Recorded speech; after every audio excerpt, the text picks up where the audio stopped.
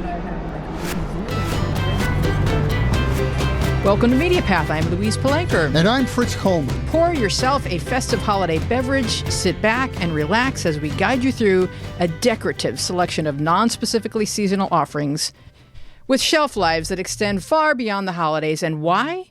Because we are not accurately prepared for a very special holiday episode of Media Path, and we are tragically behind on our Hallmark Christmas movies and our John Legend Christmas special viewing. Additionally, there is nothing overtly Christmassy about this week's guests, Shawn Pelofsky and Vicki Barbolak, although when properly inebriated on boxed wine, they will carol.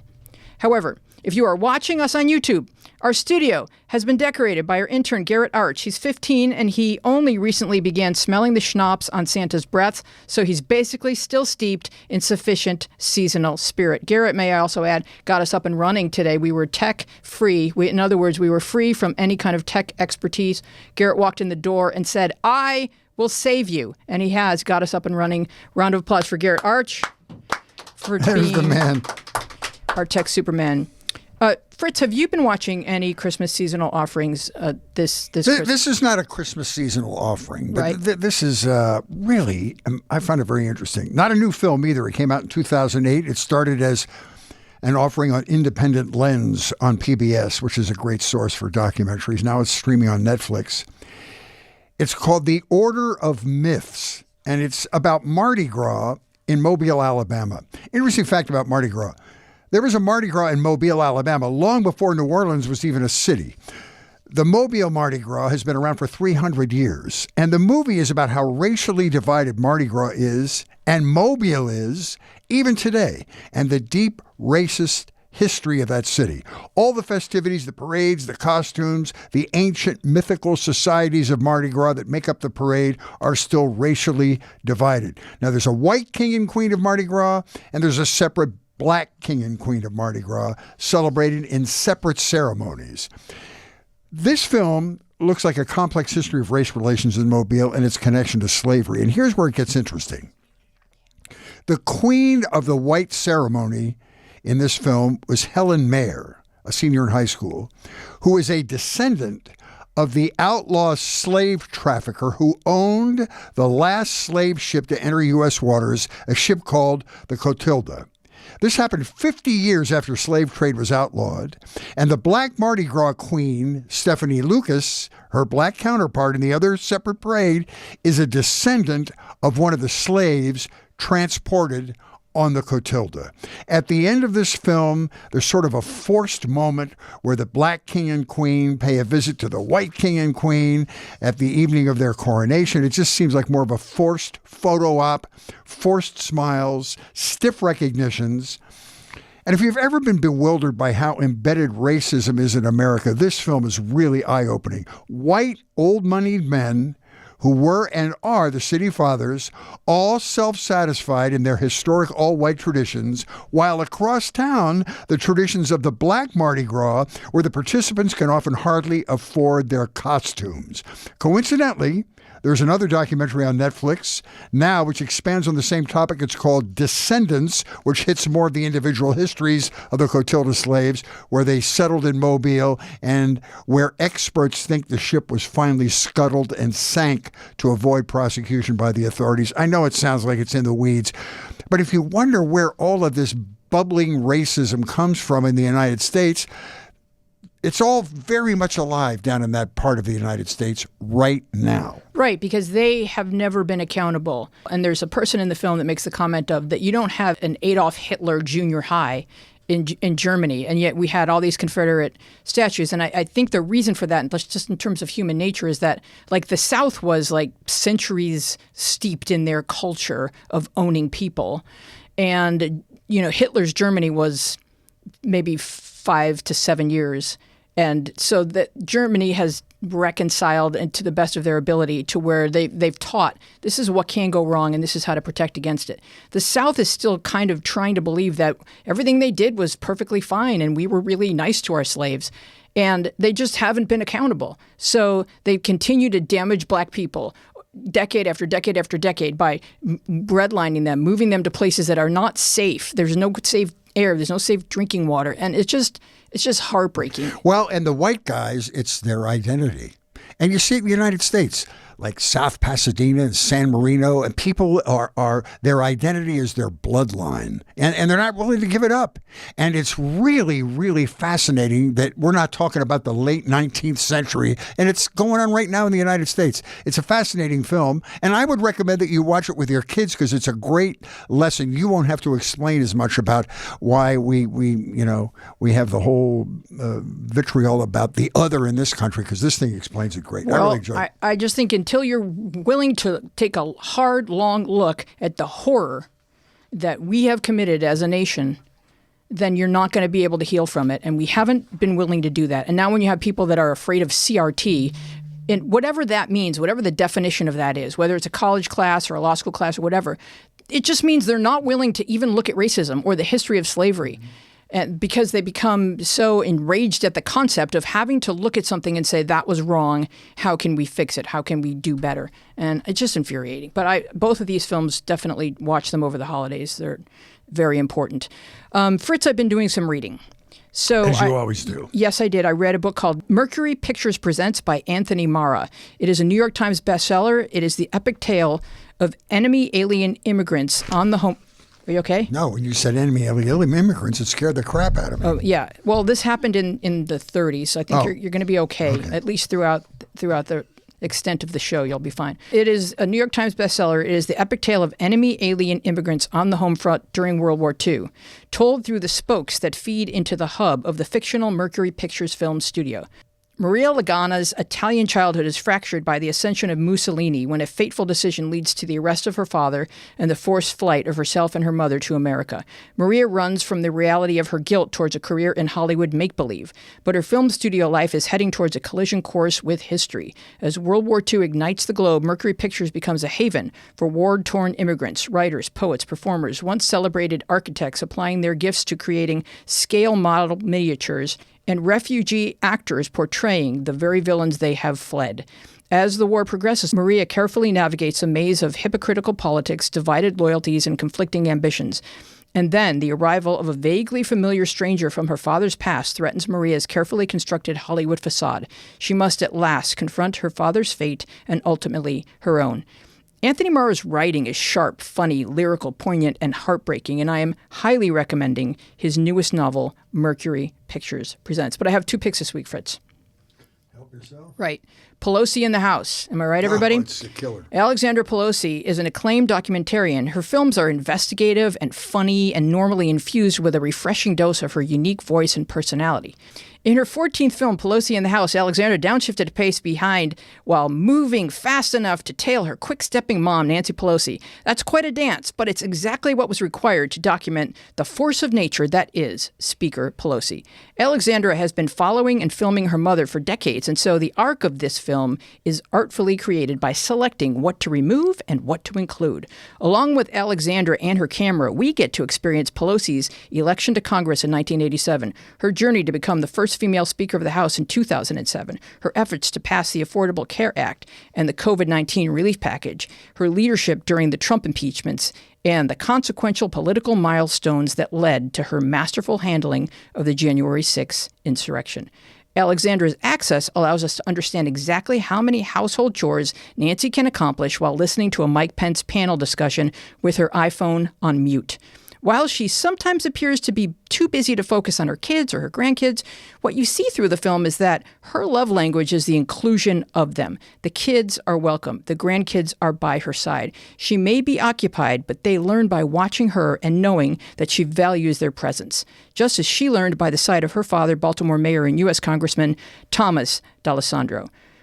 Watch this film for the laundry tips alone. Don't put your throw rug in the dryer. You can simply air it out while Mike Pence is talking. Let us introduce Shawn Pelofsky and Vicki Barbolak. Who's ready for some guests? Yay! Well, first we'll start with Shawn Pelofsky because Vicki is on and off her Zoom call, depending on where her toe accidentally touches the screen. Shawn Pelofsky began her life as Oklahoma's Jewish population. A born performer, she moved to Hollywood to pursue a career in comedy. Her television and film credits include her new hit one-hour comedy special, Stretch It Out, on Amazon, Community, This Is Meg, TRI, Lip Service, Chelsea Lately, Weather Gone Viral, The Gossip Queens, Pretty Hurts, Comics Unleashed, Minding the Store, Last Comic Standing, and Free Enterprise starring William Shatner. Shawn, I know you'll make a call to have this podcast added to your credit list, but before I introduce Vicki, if and when she appears, you simply must explain your appearance on Weather Gone Viral. Did you encounter weather that dented your hairdo? That's a good question, Louise. And I want to thank you both for having me on MediaPath again. I had such a fun time the last time I did it. Vicki Barbolak, I think, is just having some more technical challenges. And she has to probably leave soon because she has a show tonight. So I don't know if she's going to make it, but I'm going to answer that. Weather Gone Viral it's a hit show on the Weather Channel because so many people are tuning into the Weather Channel to see comedy. And I am just a talking head on Weather Gone Viral. So no, I was not in the weather myself. I was just a talking point on funny weather videos. So to answer your question, no, I did not get her messed up. We don't do that. I'm a Leo. You know that, Weezy. I know. You're always really prepared. If you've ever had Shawn as a house guest, or if you plan to, your home will smell like hairspray for about a month and a half. Exactly. So don't do that and cook fish because it's not going to be, there's going to be a weather system. I want to talk about your new podcast with Vicki, Trailer Park Diaries. First of all, the name is outstanding. And you have this great announcer guy who does the lead into your show. Who is that guy? He is the best Southern, Southern car dealer delivery. I love that guy. That guy actually is a John Reap, comedian extraordinaire. I mean, there is no one more Southern and funnier than John Reap. And he was actually one of the winners of Last Comic Standing. I don't know if it was like season 3 or 2. Don't quote me on the year, but he's just been a good friend of Vicki's and mine from the Comedy Store because we all started together there. And we were lucky enough to get him as the voiceover because he's the real Southern deal. I mean, we all know that Vicki actually really does live in a trailer park. Mm-hmm. So that is authentic, and John is authentic. Let's hear from Vicki for a moment because I know we may lose her, and maybe Vicki could give us some background on Trailer Park Diaries and its inception and how you created it. Well, we wanted to do something in the trailer park, because I don't want to go anywhere. Sure. And then Al had that idea for the idea to be a diary, some truth stories. And so we could just take those, kind of manipulate them, and then talk around them, and that would be how it would be. So the premise of the show is that you find a whole box or a locker or maybe a trailer full of diaries. Yes, go ahead and explain. And I'm in this world of Trailer Park Diaries. We are in my trailer park, but I'm pretending that I'm the manager of the trailer park, which is really pissing off the real managers of my trailer park. I can imagine, yeah. And then we pretend that Shanika has lost everything due to a bad divorce. She's pending the resettlement of the money, which I truly believe will come. Mm-hmm. She's had to move into the trailer park. It's almost like, it's the worst possible thing that could ever happen to her. That is the worst possible case scenario for me. She is correct. She's making the best of it. I'm crying when picturing it.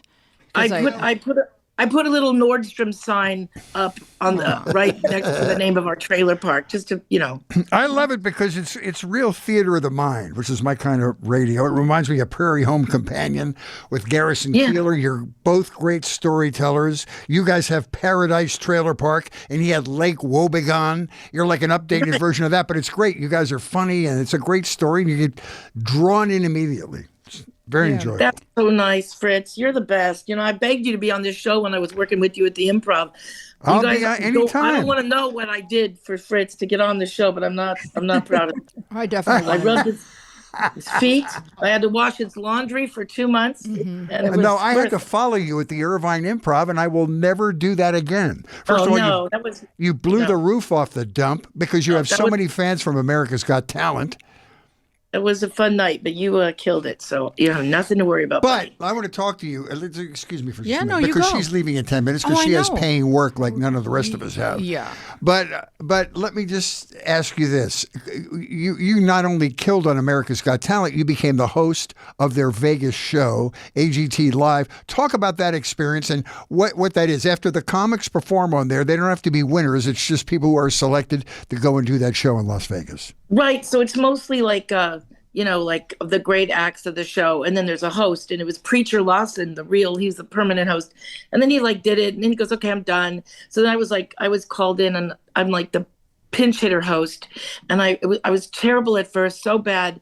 I'd be like, and the next act is, and then I'm like, I can't remember. I'm like, there's thousands. So it took me a couple of months. I can't believe they didn't fire me, but I have had a ball doing it. And I love whenever they call me, and I love to jump back.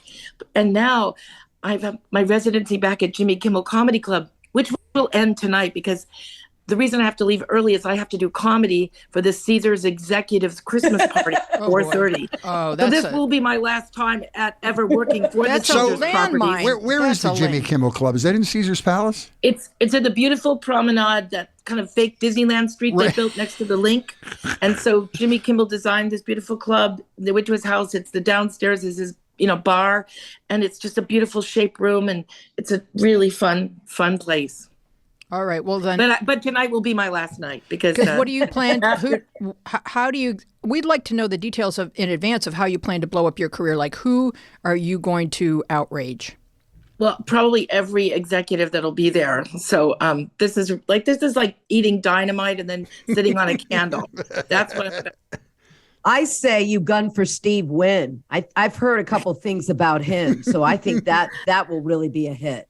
That's probably a good idea. I'll turn the calendar. That or ask him for money, Vicki. One of the two. Right. I'm asking everybody for Adele tickets. That's all. That's the only reason. Oh, I think that's a reasonable ask. Exactly. I mean, it's exactly. Christmas. And Garth Brooks is starting here, Shanika, soon. So I'm gonna. It's another Vicki, thing we're not I going to know. after I ruin our lives tonight. So that won't happen. All right. Well, let's talk about the diaries for a moment. I've listened to the first one, and let's talk about our friend Porky. Now, I just feel like it's possible that maybe Vicki wrote these diaries. Is like, do you give yourself any kind of writing credits or? No, we both manipulated a lot of it, and we both brought to Porky's experience from our junior high times too. Both Shanika and I. There's a lot of the things that Porky goes through. I never went to charm school classes. I ditched them. So my mother took me for 12 weeks, and I really still feel very guilty about making my mother spend all that money, and that I'm charmless and all that gas money too. So, and then Shanika also contributed, and she'll tell you some of her young experiences to Porky. So we both contributed to Porky's character, with our own truth. So, that's what you do, right? How much of this is improvised? It feels so conversational, like you're improvising a little. Is there do you go off script with these at all? Well, when we talk together between the time we read the diary, it's all improvised. It definitely feels conversational. And I love that. Yeah, and we're just talking. Do you plan in advance, what stories that you would kind of tangent off onto? Because it seems like you're just ready to go with when the diary reminds you, or that you pose questions to each other. When was your first kiss? Or did you ever skip school? Yes. Shanika is the leader of the pack on that, because I'm so lazy. There is no way I would bother making a note. But Shanika makes a little yellow note. Oh, first kiss, like that. Or, she'll make a note. What about, my mother's story here? And then, yes. And then sometimes we blow by them, and sometimes we read them by mistake and think that they're part of the diary. And then we try to, row our way out of that. Well, you're both single performers. So is it hard to kind of give up your power and make it a couple while you're performing? Or I don't know that I'd be able to do that as well as they do. You're doing it with me. I know, but right now. You do it you guys do. No, but not exactly. But when was your first kiss, Fritz? I think, what's that? When was your first? I come from the school. I kissed a window in fourth grade. Improv. So no. I mean, but I come from the school of improv, and Vicki and I are a lot of give and take. So, maybe we have highlighted points we want to hit, but sometimes we never know what really is Yeah, going to but come that's out great of her because it mouth. doesn't seem so stiff and rehearsed. That's the beauty. Yeah. Of it. Well, when Shawn starts singing, that's my favorite because I laugh out loud. I'm sorry, everybody, for that. Yeah, and each diary, we're now season 3 is coming out soon. So each diary is different. And so the stories all kind of have different genres to it. And it's exciting because, you know, we can get into different stories, but also get into different stories with Vicki and I, and especially growing up and our relationship and our friendship together and how it's expanded over the years. I mean, we have a very special relationship. Vicki and I are really kind of the modern day Ab Fab, if you will. And that's I love that what's show I so think much. exciting about this podcast is we're opposites, but as they say, opposites attract. Well, and I tell never us- forget the first time I saw Vicki and I was like, oh my God, how do I become like that? So And she tell us just about your inspired me. memory of meeting Vicki, your first impressions of one another. Well, we were at the Comedy Store performing in the belly room for a friend's show, and a mutual comedian friend that we both knew had invited us to go to Mel's Diner after the show. And I remember just seeing Vicki going, "Oh my gosh, she is so good. Where did she come from?" That's what I was She's so such a happy to see, character. Shanika, because she was so funny. She just killed it. And I'm like, oh, yay, yay. I was just so happy to meet her. And then we went to dinner and this girl never showed up. And then I said to Shanika, I'm like, you want to split dinner because it's late? And look at, she's like tiny. And she jumps across the table and grabs me and says, no. And I'm like, I like her. I like her. Yeah. I wanted a full plate. So yeah, Vicki and I. She didn't need any of it. I could have had the rest. I wasted $8. From then on, Not I never true. ordered a meal when I was with her. I still don't. It still pisses her off. We got to let Vicki go because how many shows are you doing tonight, Vic? She's doing the I have Christmas show. I have the Caesar's executive Christmas party. One now. show that'll feel like And then- 500. And then they'll cancel my Jimmy Kimmel show that would have They're not occurred going at to. 7:30. But tell I me don't think about, so. like, let's hear a little bit of dirt on Caesar's executives. Like, who's coming? Who's putting on his suit right now? Or who's putting on her heels? Who's getting ready? Who's going to be there? And what are they already drunk when they arrive? Or, like, are they trying to network? Or what's happening with these people? Honestly, I actually did this 3 years ago. That's why I know what I'm up against here. And the president, I think he's a new president. The old president didn't even wear like a bow. He had no Christmas spirit. The new president, he's been doing some amazing things. He got Adele. He signed a deal with the NFL. He's from Harvard. Jason. I'm just going to call him Jason because Sure. I feel like that'd be good. Why don't you add a Goldberg to the end of that? I'm sure that could be true as well. It's not. It's more of a old waspy name, but who Oh knows? no! I know, Shanika. I hate to disappoint you, Scratch all the Hanukkah jokes, Vicki. but anyway, it'll be great. But this was great. The Media Path is a huge, wonderful show, and thank you for having us on it. After I begged so long, and I've been a big fan, so thank you both. No, Well, but we I love want you. I think you're one of the funniest people working, and it was so much fun to work with you. We are such big fans. We love your podcast, and we want you to come in studio in person. So Yes, we love that. yeah. So don't worry, you'll be back soon. And just remember, we love our return guests, and Shawn is only our second return guest, the first being Henry Winkler. So you're in rare company. Wow, And, Shanika, you yeah. deserve it. And she's dyslexic. Hey. So All right, love you guys. Have go fun, kill it, Vic. Vicki. Thank you Love so you. much. Bye, Vicki. Get him tonight. Slay, Thank baby. you. So, Shawn, you've had a very interesting career. You started doing improv at USC, and then you did. went to the Groundlings, the hallowed Groundlings. And talk about your Groundlings experience. I mean, that was the birthing place for so many major talents. 2/3 of the funny comedy stars in movies now all started there. Yeah, the Groundlings was super exciting. I mean, I was only maybe 18, 19 when I joined the Groundlings, and I really didn't really know what I was up against. And I thought I had thick skin, but I think the Groundlings, it was quite the experience as far as really, it is the crux of comedy. When you look at something like Saturday Night Live and you see all the greats on there, I would say like 85% came from the Groundlings. So when I was in Groundlings class, I was going to USC at the time and taking classes at night. And I just walked in there ready to go. And I was in a class with great people like Will Ferrell was in my class. He was a bank teller. No pressure there. Bank teller. He was an intern at Channel 4 where I worked. He was an intern for the sports guy at Channel 4. Really? And I couldn't believe it. And his father was a bass player for the Righteous Brothers. Did you know that? Wow. I didn't know that. I'm sorry. I think I'd heard something like that. But anyway, the fact that, he was just a force to reckon with. He was so funny right out of the gate. Yeah. And, I had teachers like Mindy Sterling, and I'd go to watch the Groundlings themselves. The troupe at the time was like Kathy Griffin, Lisa Kudrow. Oh my goodness. Like they were so Chris Kattan, Jennifer Coolidge.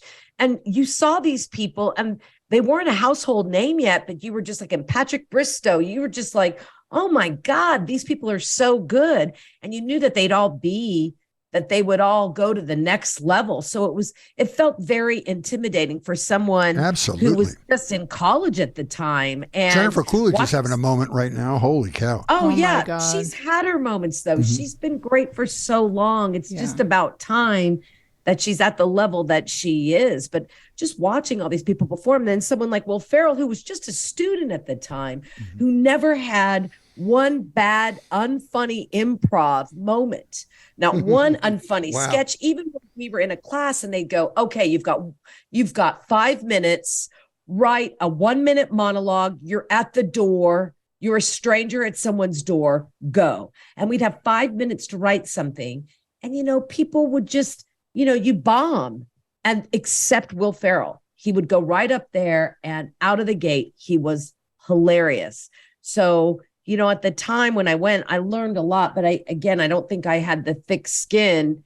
I did the program for about 2.5 years. Did you work your way up from the first, second, third level, go up the way they start people? Yeah, I did not go all the way to advanced. I ended at intermediate. I took intermediate 3 times, and then, just not getting past. I just couldn't, I didn't do it anymore and just continued through college. And then I joined a sketch improv troupe at USC.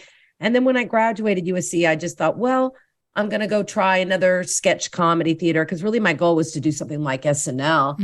And so I went to Acme Comedy Theater, and that doesn't involve improv, but it did involve sketch comedy. And I really felt like I grew there.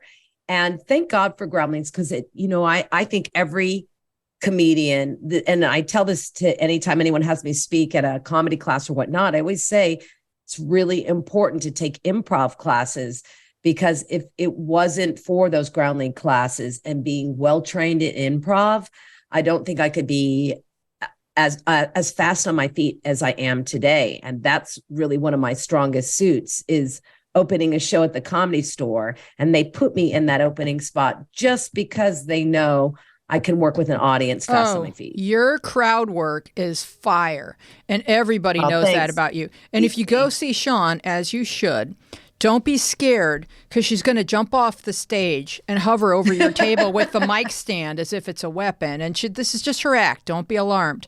But Shawn, did I ever tell you that I took Groundlings 1-for-1 class, and my teacher was Kathy Griffin? Really? Yeah. And how was she? Because I never had her as a teacher. She's great. She's great as a teacher. But at the time I was running a company, and I know that's no excuse, but she told you that if you missed more than one class, that you weren't going to get past the next level. And I had an opportunity to go to Mexico and interview Martin Short for a very horrible movie called Pure Luck or something like that, where his face swells up because of a bee sting. But it's Martin Short. I saw that. I love that. Yeah. And so I took the trip to Acapulco, and then I never went back for the final week because I knew I had already missed 2 classes.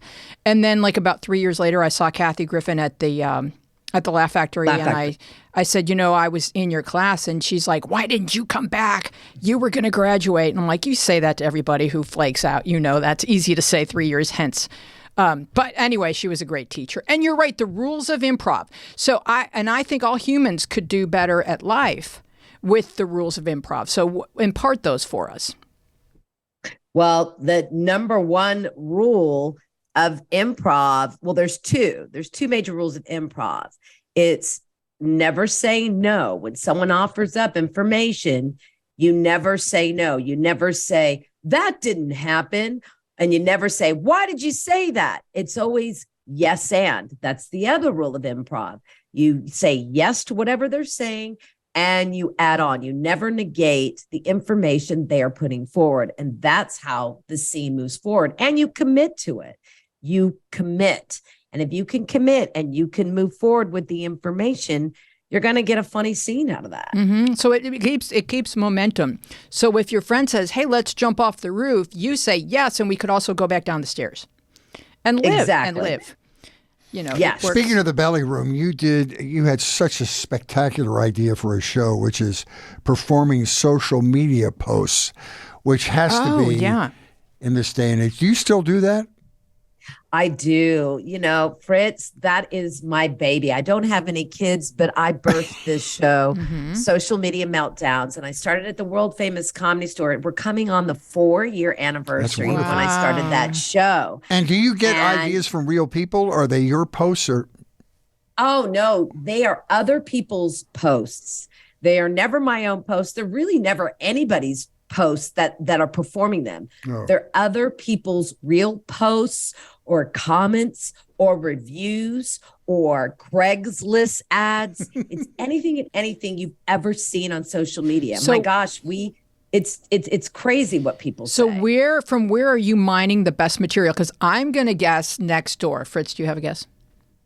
Nextdoor is a bevy of brilliant material because that's probably the craziest app there is. Yeah. A lot of people pull from Reddit because you can go down a Reddit rabbit hole. Again, Twitter, always like fast and furious tweets. Things are said about everybody. And especially now where Twitter is just a free for all because, someone else took over. Right. And it's been such an interesting show and it's gotten a lot of heat. And it'd be a great television show. It is. How do you pick the material? When do you pick it? And do you rehearse it? And how is the show organized? The show is organized. I choose about 10 to 12 comedians. And I always tell Weezy, and for you too, Fritz, you would be great on the show. I pick about 10 to 11 comedians. Everyone gets about up to 4 minutes each, and they can do less time. And they have to find their own material that they want to perform.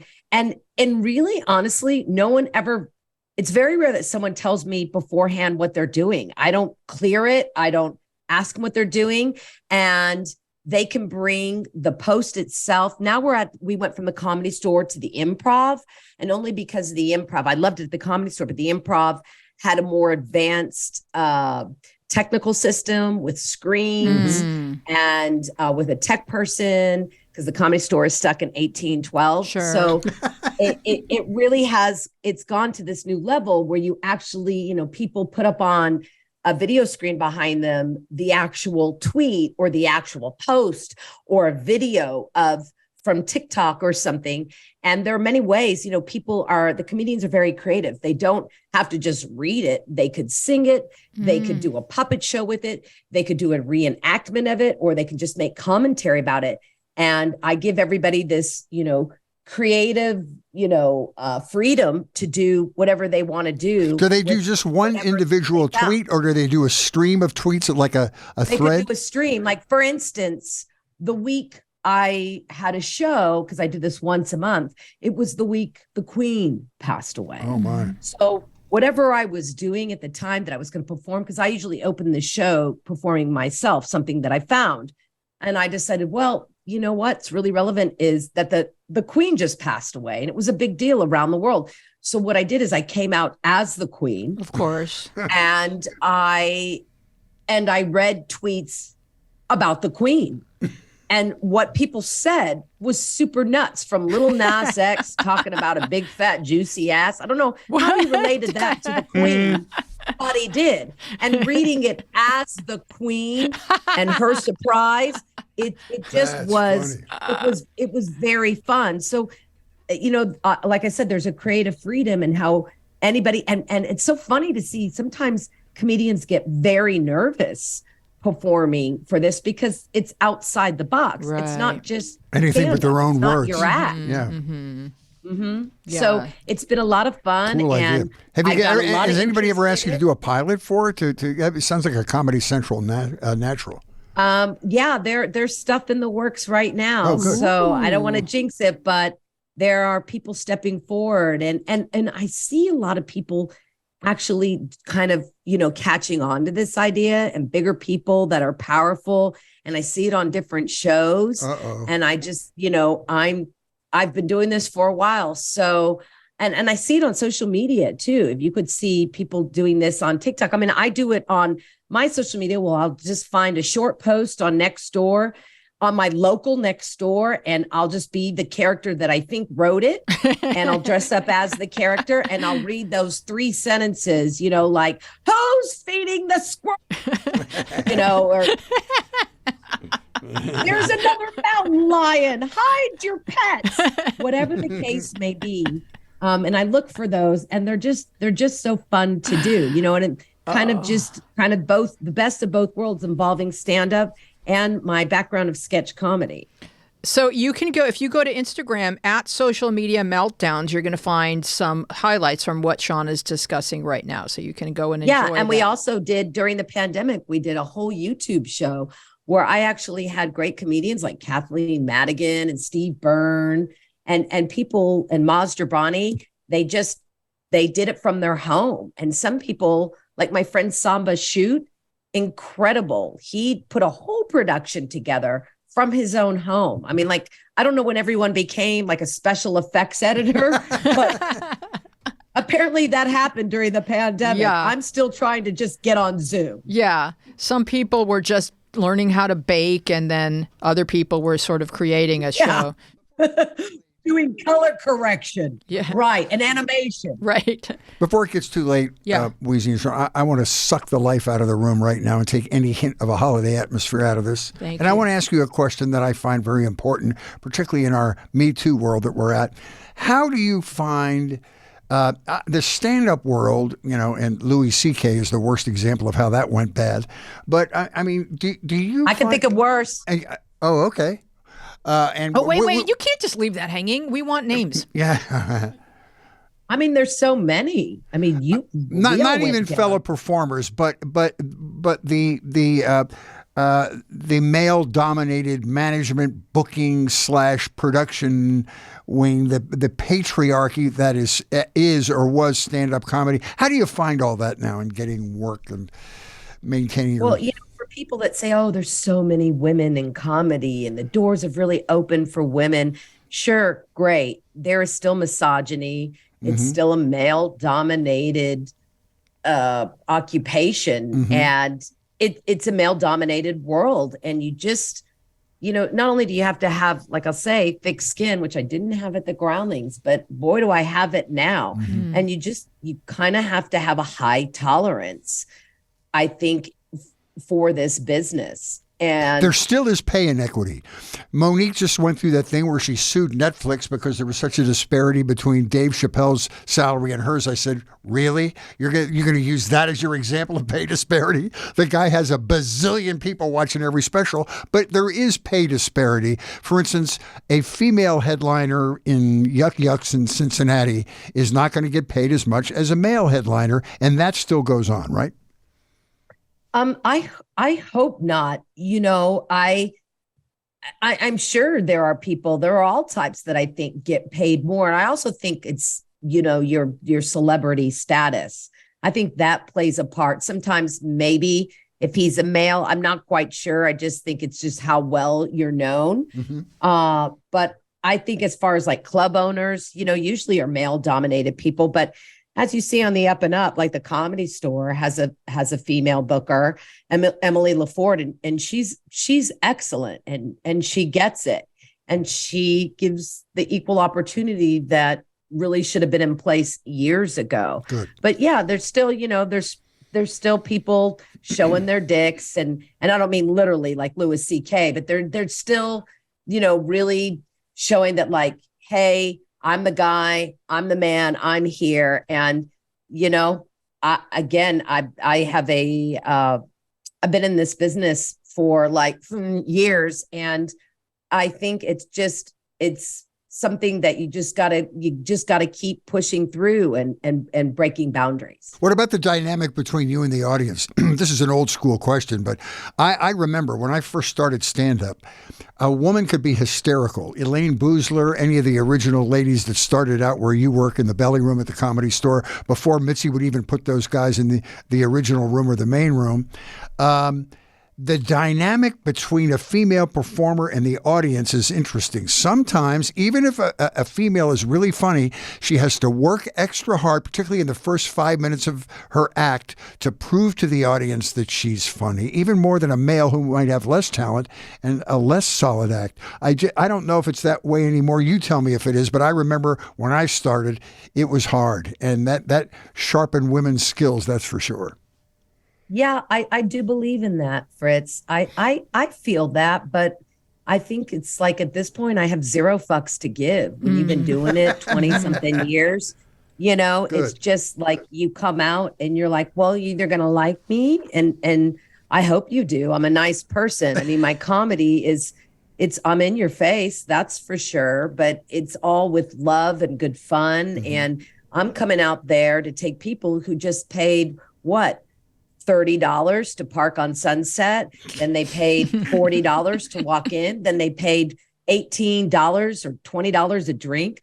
Well, of course, you're going to sit there a little salty or whatnot, but I'm here to come in, grease you up, and make you feel like you're at home. Now, whatever follows me and what energy follows me, I can't help you with that. I'm here to just kind of bring up the room, bring everyone together. And that's like I said, where improv comes in place. Mm-hmm. And, me being a person who's traveled around the world, which I've been fortunate enough to see many different cultures and know people, I think that's very useful when it comes to opening a room or just performing in general. And you got to know your audience. You can get a feel from an audience in the first 10 seconds. And, especially like for Vicki tonight, who's been hired for a very specific gig.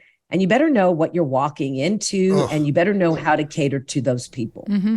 Well, Shawn, before we go, I gave you some homework, and I thought you did. Yeah, and I told Shawnee that she had to watch Harry and Meghan, and she didn't resist. She didn't put up too much resistance. She kind of sort of relaxed and enjoyed it, if you will, and because she's a champ. So, because we love talking Bachelor, but nothing's in season right now. So what reality shows are you watching?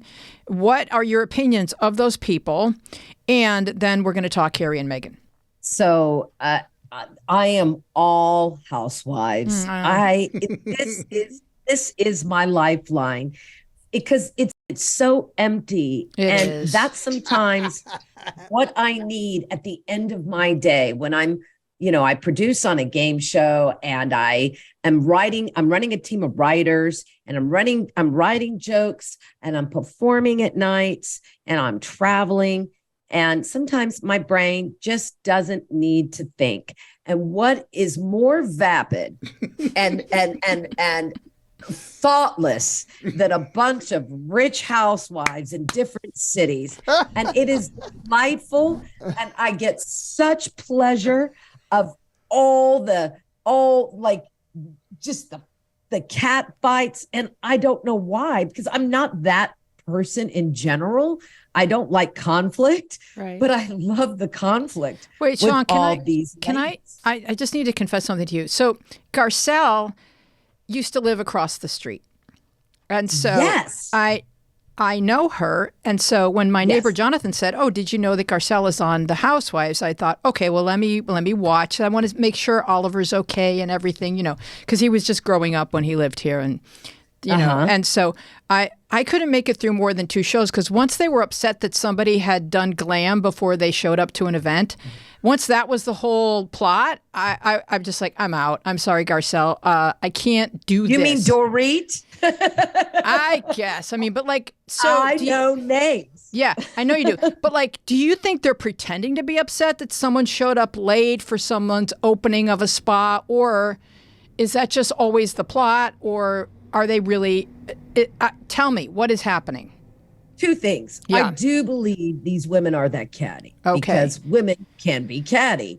But 2, producers play a huge part in reality TV. If you've ever seen the show Unreal, which if you haven't, Louise, I cannot believe if you haven't, because I think a producer left The Bachelor and created this show. Okay. And it is like, And it's make believe. it's a written TV show. Got it. That was on, I think, Lifetime. Now it's on Hulu, but it is a dark, dark series about what happens on a reality show like The Bachelor. Right.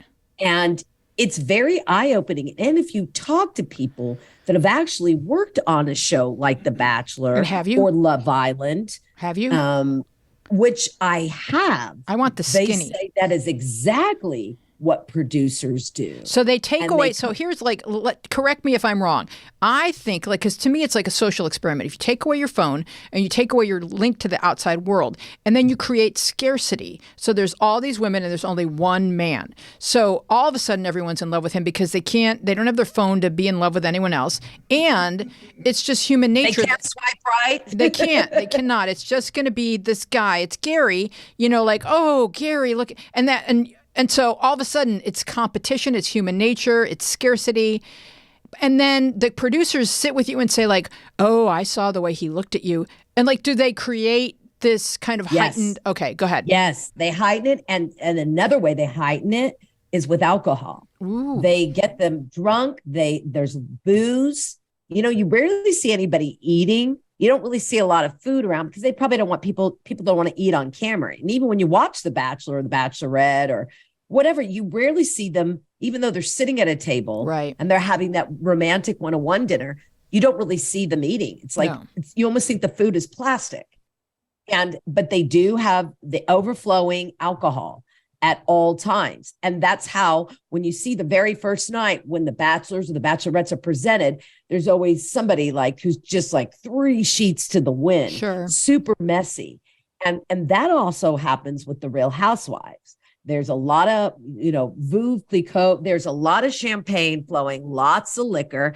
And that's how you get the honesty. Look at someone like, Erica Girardi or Erica Jane, who's been in the news because of Tom Girardi, her husband, ex-husband, whatever he is, this massive attorney that took all this money and embezzled it from airplane crash victims and from burn victims.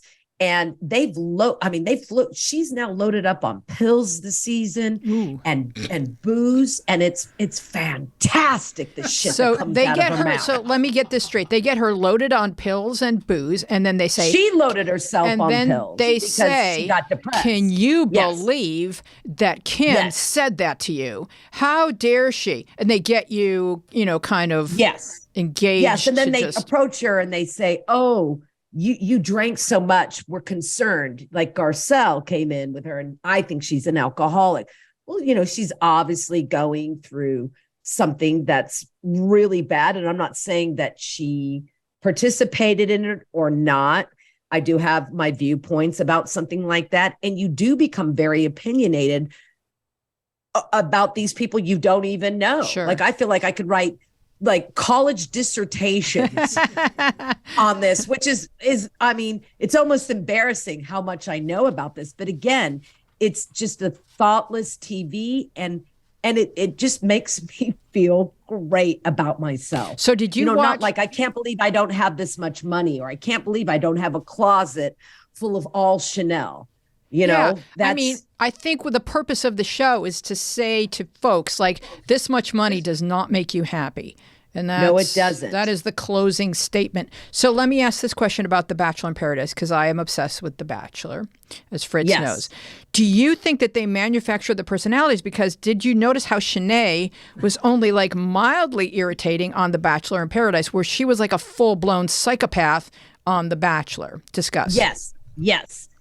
They will turn to Shanae and say, listen, if you play this, you play your cards right, you play the villain, you're going to have a ton of followers. There's going to be a lot of social media about you.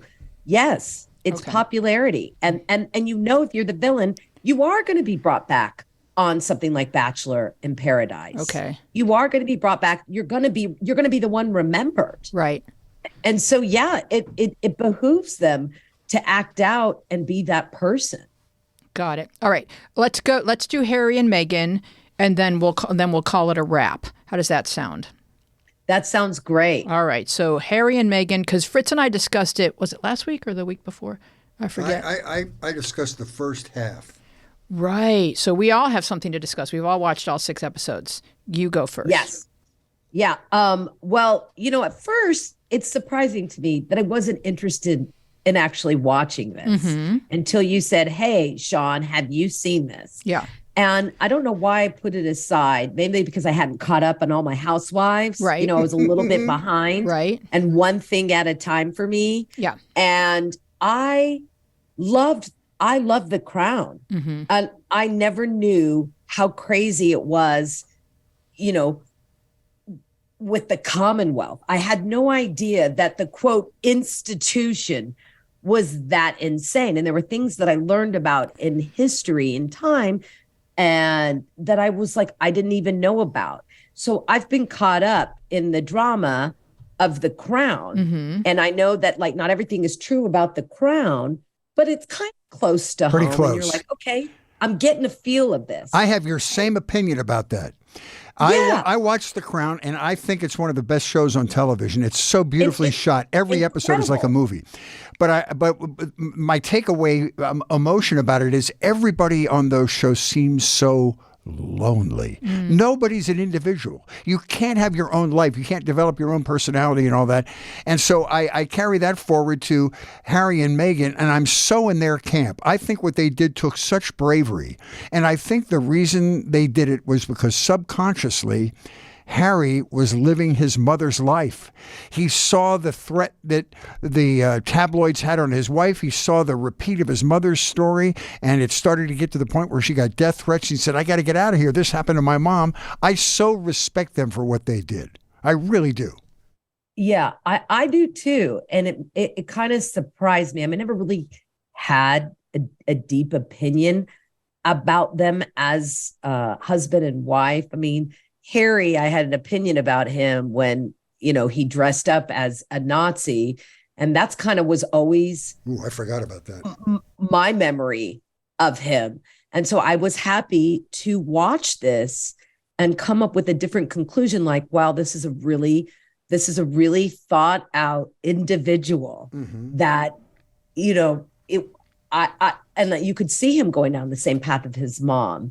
And you could see that he went for someone who was very strong. And Meghan she's a very strong personality. She's a fellow Leo, and she also has the same birthday, FYI, as Obama.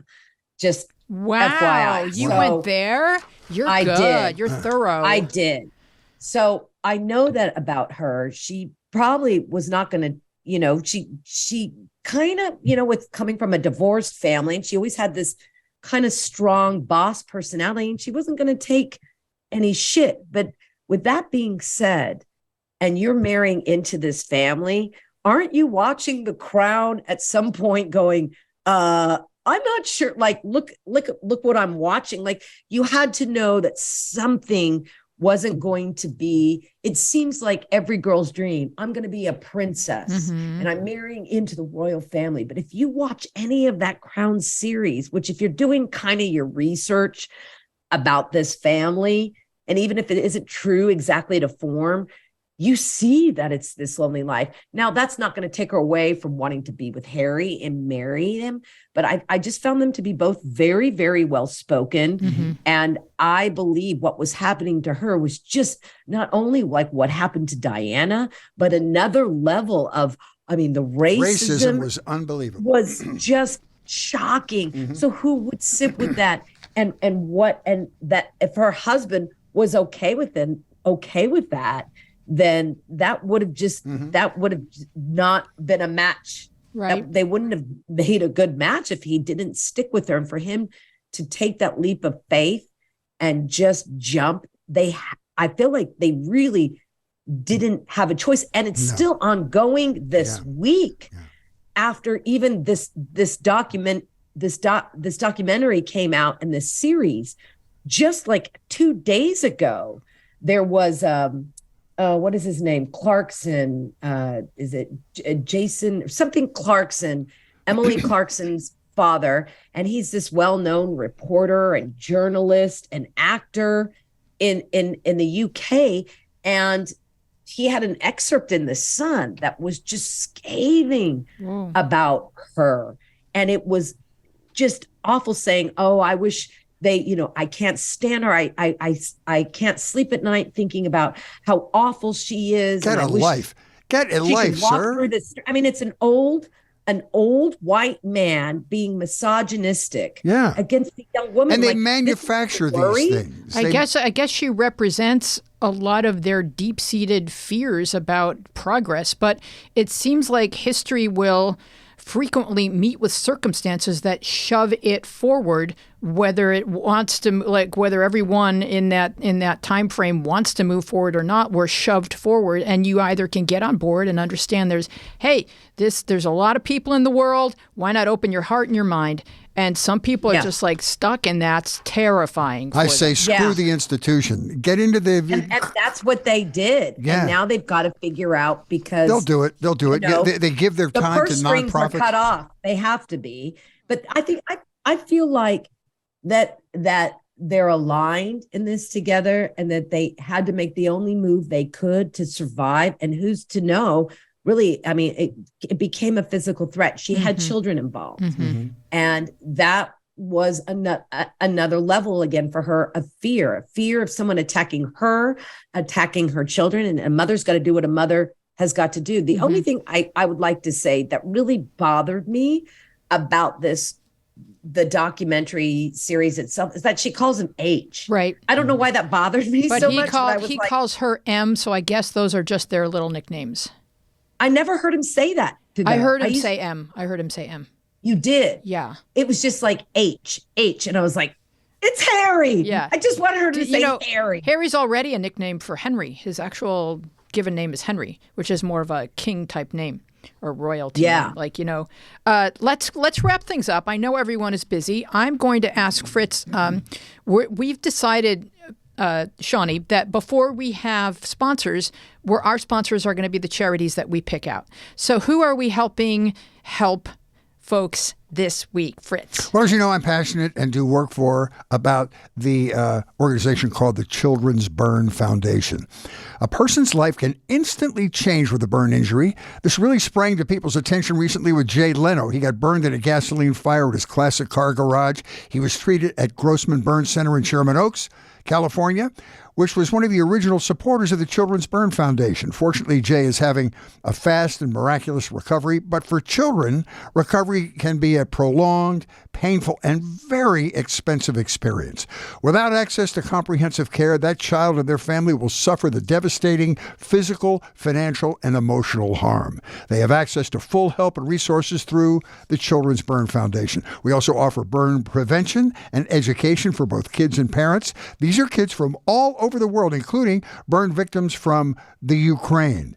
And this time of year, we ensure that children's burn survivors are able to escape the stress of their surgeries and their treatments and find happiness and normalcy. Every year, 500 child burn survivors and their families gather for festivities and receive food and drinks and toys from generous donors. If you would like to donate, please go to their website at childburn.org. That's childburn.org. You can learn all about out their heroic work and hopefully hit the donate button now. Thank you and happy holidays from the Children's Burn Foundation. Thank you so much, Fritzy. And where can we find you online, Shawn? Oh, God, I'm following. At Shawn Pelofsky on Instagram or TikTok, Facebook. You can check out my website, hahachick, HAHACHICK.com. And you can also just Google Shawn Pelofsky. There is no other. There, she's the only one. Thank you so much for joining us. We would love to continue this conversation with you on Instagram and Twitter, where we are at MediaPathPod, and on Facebook, where our show page is MediaPath Podcast, and our Facebook group is MediaPath with Fritz and Weezy Podcast Community. You can find full video podcast episodes loaded with bonus visual content, so you can see Shawn's pretty face and her Christmas garb on our YouTube channel, MediaPath Podcast. You can write to us at MediaPathPodcast@gmail.com. And if you enjoyed this show, please give us a nice rating on Apple Podcasts and talk about us kindly on social media. You can sign up for our fun and dishy newsletter, where we're going to be giving away all kinds of fun stuff. Just sign up at MediaPathPodcast.com. We want to thank our wonderful guest, Shawn Pelofsky, and her friend Vicki Barbolak. Please check out Trailer Park Diaries. Our team includes Dina Friedman, John Maddox, Sharon Bellio, Bill Filipiak, Thomas Hubble, Mason Brown, our hero, Garrett Arch, and you. Our theme music is by me and John Maddox. Garrett Arch, everybody. I'm Louise Planker here with Fritz Coleman. Be well and wise, and we will see you along the media path.